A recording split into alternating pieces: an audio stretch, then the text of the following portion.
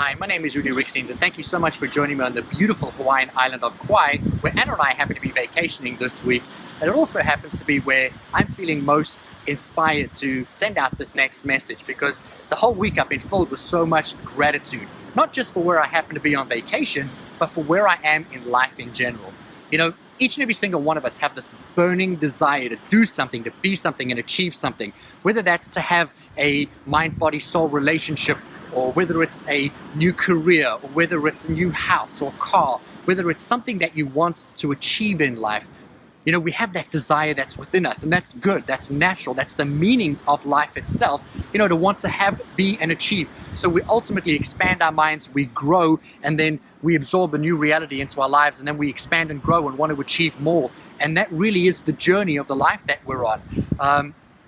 Some of the pitfalls that we so often fall into is when we want something and we want to do something and to achieve something, is that we get frustrated that we are where we are and we're not where we want to be. In other words, you know, you want the relationship but you're still single, or you want the new house but you can't afford it yet. You want the new car but you're just reminded that yours keeps breaking down. And rather than being excited for the new house, car, relationship, or whatever it be that you're looking for, you keep focusing on the fact that you're still exactly where you are right now and you don't have any of the things that you're desiring or wanting. We are not always privy to how the universe is conspiring to bring us what it is that we want, and that we haven't yet seen the evidence of what's coming into our lives.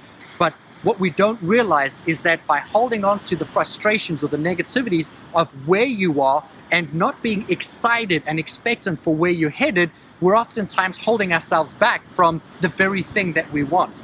I've heard these messages for so many years from all the different motivational speakers and spiritual teachers and all the books that I've read, but to really understand and grasp the concept took me quite some time.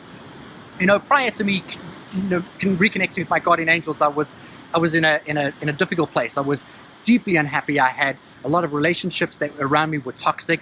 I was involved in a business that wasn't fulfilling. And at that point in time, my angels started sharing messages with me about how I really needed to make myself happy in order to live a happy life.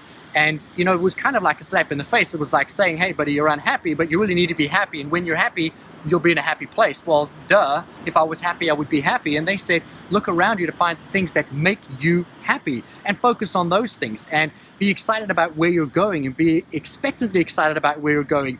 And although I heard it and I thought I understood it, I wasn't able to take that message and actually implement that into my everyday life. Over and over and over again, my angels would repeat this message to me.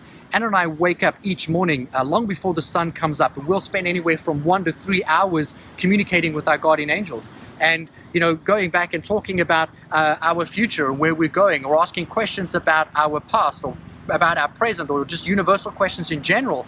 And so often they will mention to us that life is not about the destination. Life is about the very journey itself. And we hear this across the eons of time. Life is not about, you know, the destination. It's definitely about your everyday journey. But how many of us implement that in the way that I'm discussing in this message today? Well, one day I had this epiphany. And, you know, it was after many years of being frustrated for wanting to be somewhere and wanting to achieve something, wanting to have something, and coming back from work every day being frustrated with having spent all these hours of doing things but never feeling fulfilled or like it was actually making a difference of any kind.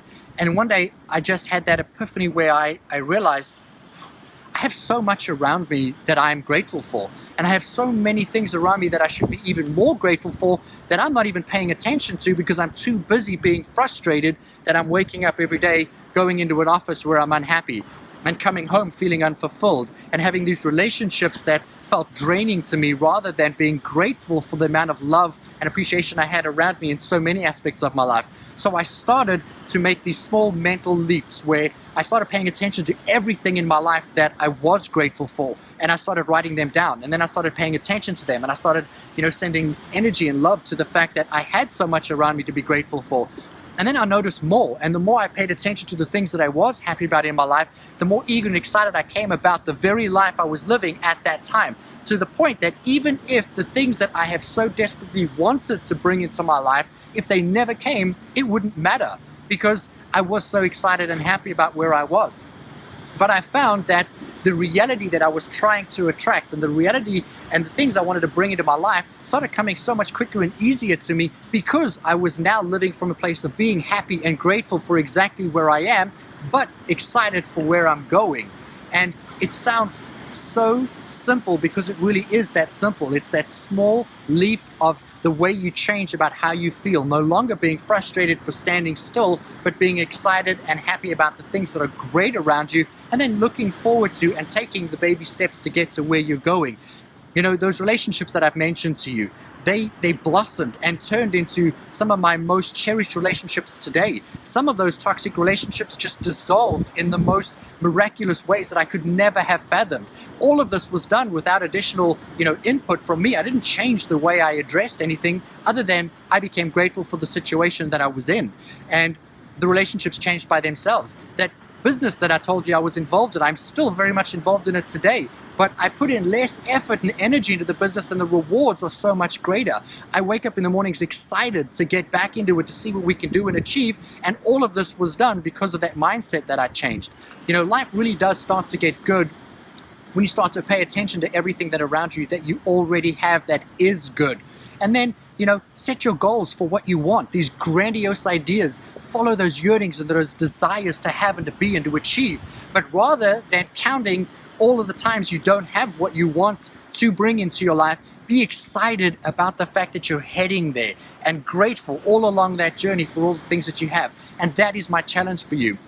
Make that list. Create that list of all the things that are good that you have right now where you are, and live from that place, excited for where you are heading. Because life gets good when you do that.